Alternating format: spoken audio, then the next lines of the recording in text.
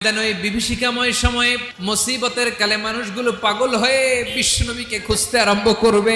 সবাই মিলে বিশ্বনবীর কাছে যেয়ে বলবে, ইয়া রাহমাতাল লিল আলামিন, দেখেন আমাদের কি অবস্থা, কি কঠিন বিপদে আমরা আছি, দাঁড়াতে পারি না, সূর্যের আলোতে ঘেমে হয়রান।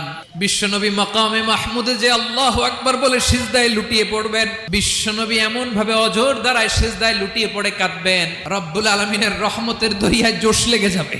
রব্বুল আলামিন এই দৃশ্য থেকে সহ্য করতে পারবেন না। রব্বুল আলামিন বলবেন, ইয়া মুহাম্মদ ইরফা রাসাক, ও নবী আপনি মাথা তোলেন, আপনার কান্না আমি সহ্য করতে পারি না, আজকে আপনি যা চাবেন তাই দেব। ওয়াশফা তুশাফা, যার জন্য সুপারিশ করবেন তার সুপারিশ কবুল করে নেবেন। নবী মাথা তুলবেন, তুলে বলবেন, রব্বি হাবলি উম্মতি, আল্লাহ তুমি আমার গুনাহগার উম্মতকে বাঁচাও।